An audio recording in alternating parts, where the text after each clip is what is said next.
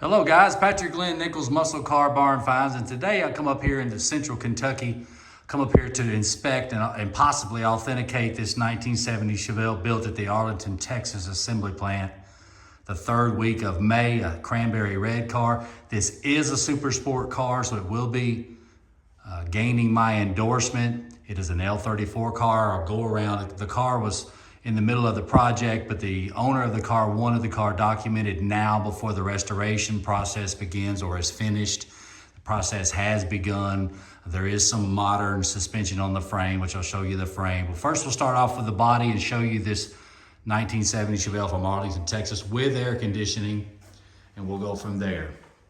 You can see the bottom of the car is finished in red. Of course, that is not factory, but that's the wishes of the new current owner, and that's what he wanted done. And you can see that the trap door for the air conditioning on the firewall.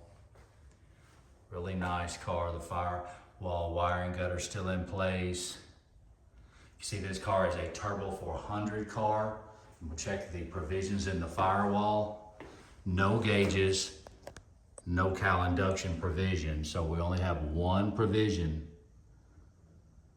right there, and that is for the automatic kickdown switch, which I'll show you. That harness is laying on the engine, which is in the garage floor, just a few feet behind me. Normally when the car is equipped with cowl induction, the automatic and the cowl induction are put in those two provisions you see there. They're in diagonal from each other. But in this particular instance, the automatic is up high. There's no provision for a tack wire. So again, it's just an automatic kickdown switch, no cowl induction, no tack and gauges.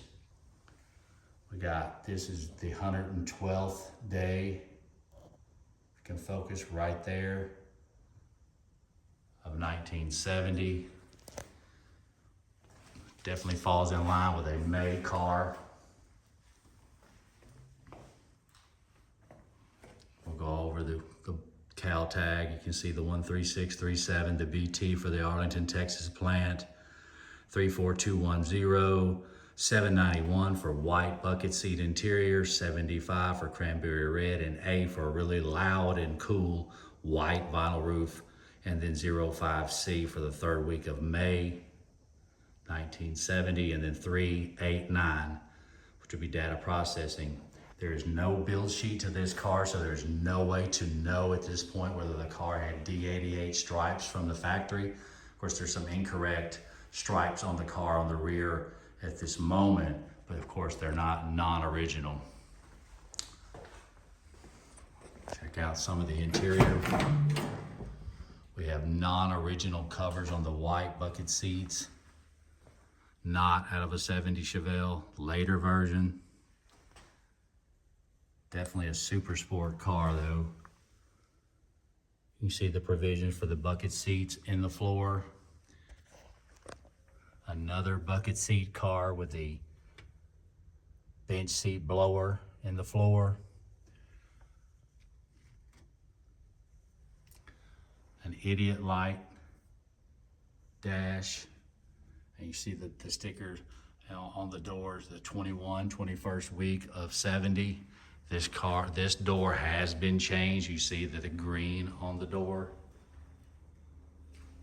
And you can see a lot of times, if you want to look, sometimes the provision for the 71, 72 chrome that went down the side of the door, the indentation in the door right there is where the provision for the molding would be. So a 70 Chevelle door, especially an early, you might be able to convince me that some of the later cars might have been installed with a later version door, but you can see this door definitely does not belong to this car. So that rules that out. And the opposite side, which I'll show you, will not have that provision. So it's a 70 door. You can see the screw hole over on the side, on the rear panel, which is a provision you normally see on an Arlington car, right here, up high. That is present with the car as well. All of the glass is dated to the car except for this door, of course. We got GT, and that definitely falls in line with the May-built car. Quarter panels have been changed. I don't know at this point. I believe they will remain the way it is now. I don't think there'll be any more body work done as far as metal. But both quarter panels have already been changed on the car. Show you some shots of the passenger side. It has a mirror added to the passenger side. Some items around loose in the car. Put these back. Here's some shots of the back of the interior. Again, this is a Cranberry red L34 with air conditioning, automatic, bucket seats, floor shift console. And the provision for the bucket seats, the mounts are welded correctly from the factory. You can see the tag here, 21 with the R for Arlington. And there is one back here as well. And one you can see on the other side, just below the window crank, the quarter glass crank.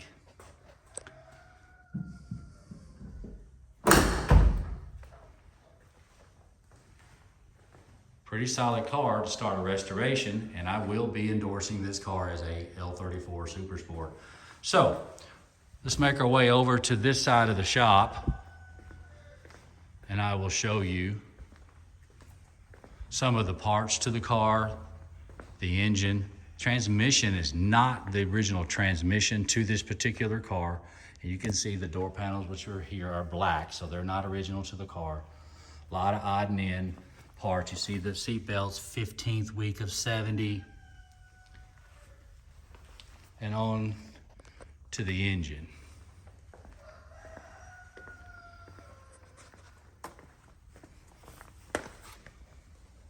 Okay, we've got 854, which is correct for the car. And D21, April the 21st of 70 is the casting date on the heads. And again, like I said in most every one of my videos, there will be a social media post of 60, 80 photos of some of the stampings and casting numbers, which I won't be able to cover in every video. But we're gonna do my best, like I normally do, to focus on this engine stamp, which I know a lot of my viewers really appreciate. If I can focus right there, I can show you. Right there. T0507, May the 5th, CTW. 10R244, I believe. And that is checking out.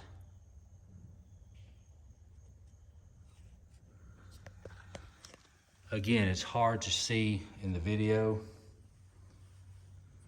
I will have photos of it posted on my social media pages.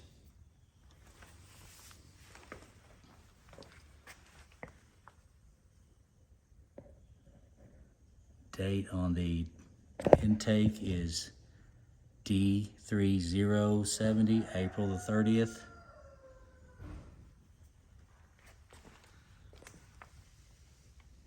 Correct distributor still in place, 20000C18, March the 18th of 70. So we got a legit car. Show you this transmission, a CY trans, which everybody knows, or most 70 Chevelle enthusiasts know, that a CY transmission is an LS6 transmission, and this transmission has a VIN to an Atlanta-built 70 Chevelle. So somewhere along the line, the transmission came up missing from this car, and there was one located from another car. You can see the 6-bolt torque converter is no longer here. So evidently that got away from the car. But to do any further investigation of this car, of course, the VIN on the side of the transmission does coincide with about a March built Atlanta car. So And the date on the tag is very, very late, 69. So it's definitely appears to be a LS6 Turbo 400. Really cool transmission. How it was located, how it got with this car is anybody's guess. Okay, so now let me show you the frame and some of the modifications that the owner has decided to go with. This is a non-original 12 bolt. I do believe there's a 12 bolt matching to the car. It's not here, it's not on the premises. Show you the best I can the focus of the date on the frame, the XU. I think we have May the 11th, XU. So definitely in line with the car. And you can see the modern suspension and the modern sway bar under the rear. And here's the original stuff. You can see the box control arms, the original front springs, the original 0-0 rear springs. I believe these are GBs for the front. Riveted in A-arms, which is correct, never been altered. The rear sway bar for the F41 suspensions. All of that was on this car. Definitely super sport, standard super sport equipment. And what you see here is all modern, added, upgraded stuff. That's what you have to excuse, we have a few chickens over here, so we're having a good time out here with all of these guys. But anyways, these are modifications that the owner decided to go with, and everybody has an opinion on that, but we know for sure it will ride and drive a little better than it would if it was totally authentic. Okay, that's pretty much the gist of this car. It's going to be restored. It's about halfway through the process, or it's a lot of work to be done. There are some parts to be located, but we do have a matching engine, appears to be a matching engine to a L34 Arlington, third week of May 1970 Chevelle, which will be gaining my endorsement. I'm Patrick Glenn Nichols, Muscle Car Barn Finds. If you have a 1970 Chevelle that you want authenticated or need assistance, don't hesitate to reach out to me, pnichols26 at Yahoo, or Patrick Glenn Nichols, Muscle Car Barn Finds on Facebook and YouTube. I do try to answer everybody, especially within an hour or two or the same day. So don't hesitate to reach out. I really appreciate all the participation on my channel, and my endorsement is really taking off and helping a lot of guys. I've endorsed cars and helped guys sell a car within a week, a lot of times. So save guys a lot of money as well on bogus cars. So I do most about anything that you can do with a 70 Chevelle. I'm out here pounding the weeds, combing the weeds, pounding the pavement is what I do. So reach out to me. Thanks again. More videos on the way.